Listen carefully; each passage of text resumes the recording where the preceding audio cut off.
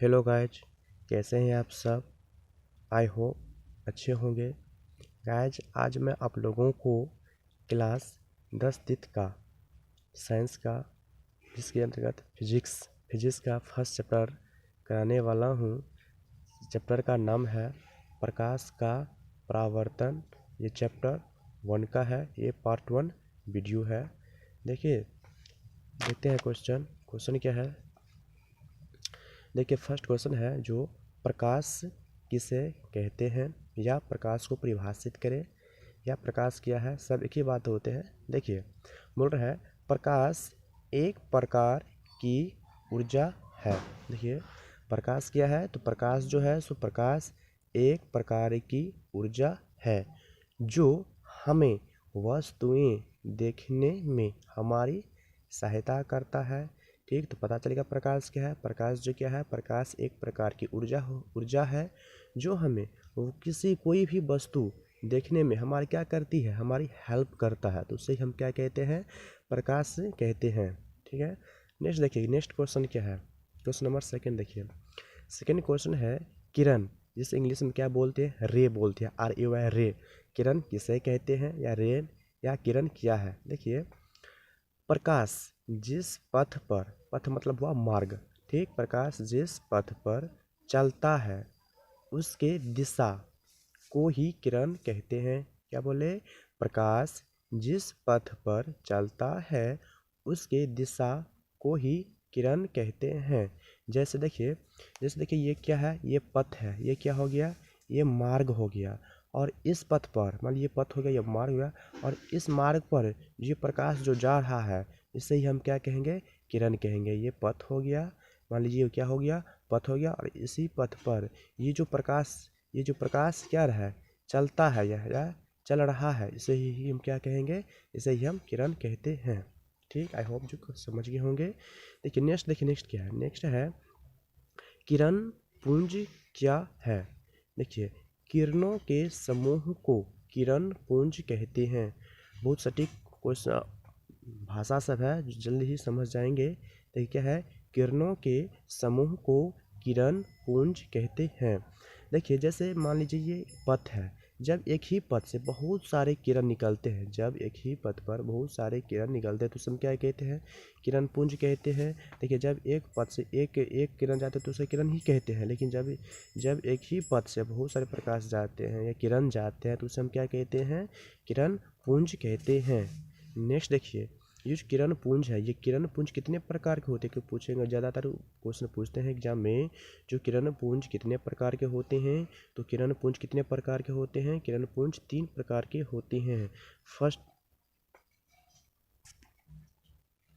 First देखिए क्या है, समांतर किरण पुंज। सेकेंड क्या है, अभिसारी किरण पुंज। और थर्ड क्या है, अपसारी किरण पुंज। समझ गए, पहला क्या था, समांतर किरण पुंज, सेकेंड क्या है, अभिसारी किरण पुंज, और थर्ड क्या है, अपसारी किरण पुंज। आप देखेंगे जो समांतर किरण पुंज क्या है, अभिसारी किरण पुंज क्या है, और अपसारी किरण पुंज क्या है। देखिए, समांतर किरण पुंज क्या है, वैसा किरण पुंज जिसमें सभी किरणें आपस में समांतर हो। क्या हो, समांतर हो, समांतर किरण पुंज कहलाता है। क्या बोले, वैसा किरण पुंज जिसमें सभी किरणें आपस में समांतर हो, समांतर किरण पुंज कहलाता है।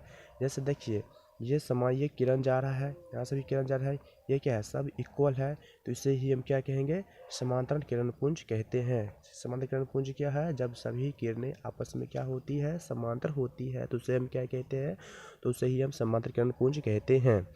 नेक्स्ट देखिए क्या है, अभिसारी किरण पुंज, ये क्या होते हैं वो देखिए। वैसा किरण पुंज जिसके सभी किरणें एक बिंदु पर मतलब पॉइंट पर जमा होती हैं, अभिसारी किरण पुंज कहलाते हैं। क्या बोले, वैसे किरण पुंज जिसके सभी किरणें एक बिंदु पर जमा होती हैं, अभिसारी किरण पुंज कहलाते हैं। जैसे मान लीजिए क्या होगा, ये एक बिंदु हो गया, देखिए ये भी प्रकाश आकर यहाँ पर मिल रहा है, ये भी प्रकाश जाकर यहाँ पर मिल रहा है, और ये भी यहाँ पर जाकर मिल रहा है। जब एक बिंदु पर सभी किरणें आकर मिलती हैं, मतलब जमा होती हैं, तो उसे ही हम क्या कहते हैं, अभिसारी किरण पुंज कहते हैं।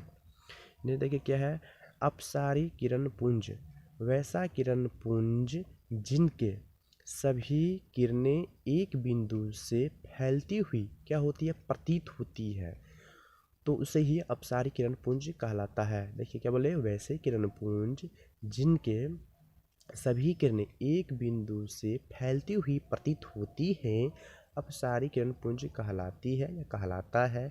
जैसे देखिए, जैसे ये एक बिंदु हो गया, जब यही बिंदु से देखिए इधर भी प्रकाश फैल रहा है, इधर भी प्रकाश फैल रहा है, और इधर भी प्रकाश फैल रहा है। जब एक बिंदु से जब एक बिंदु से सभी किरणें फैलती हुई प्रतीत होती है, तो उसे ही हम क्या कहते हैं, अपसारी किरण पुंज कहते हैं। आई होप जो समझ गए होंगे क्वेश्चन। नेक्स्ट क्वेश्चन देखिए क्या है, प्रकाश के गमन के आधार पर पदार्थ कितने प्रकार के होते हैं। क्या क्वेश्चन है, प्रकाश के गमन के आधार पर पदार्थ कितने प्रकार के होते हैं। दोस्तों, अगर हमारा वीडियो अच्छा लगे तो सब्सक्राइब कर दीजिएगा।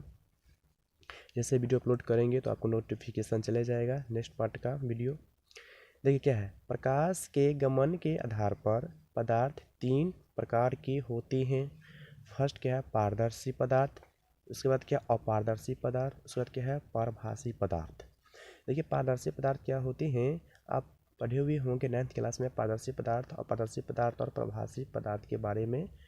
ठीक है, यहाँ पर भी देखिए क्या है क्वेश्चन, तो वैसा पदार्थ जिनसे प्रकाश की किरणें पूर्णतः पार कर जाती है तो पारदर्शी पदार्थ कहलाते हैं। जैसे कांच हो गया, जिसको शीशा, कांच में से क्या होता है, शीशा होता है। जैसे पानी हुआ, जब हवा आदि, जब कांच और पानी और हवा पर प्रकाश जब देते हैं तो ये क्या हो जाती है, आर पार हो जाती है, तो उसे हम क्या कहेंगे, पारदर्शी पदार्थ कहते हैं। जब ये हम कांच पर क्या करते हैं, प्रकाश देते हैं, तो प्रकाश क्या होता है, आर पार हो जाती हैं। जैसे जहाँ पर हम मान लीजिए पानी पर खड़ा होते हैं, वहाँ पर प्रकाश अगर देते हैं तो प्रकाश पानी से आर पार हो जाती हैं प्रकाश, तो उसे हम क्या कहते हैं, पारदर्शी पदार्थ कहते हैं। उसके बाद क्या है, अपारदर्शी पदार्थ क्या है, इसका अपोजिट हो जाता है अपारदर्शी पदार्थ। जैसे देखिए, वैसा पदार्थ जिनसे प्रकाश की किरणें बाहर नहीं निकल पाते हैं अपारदर्शी पदार्थ कहलाते हैं।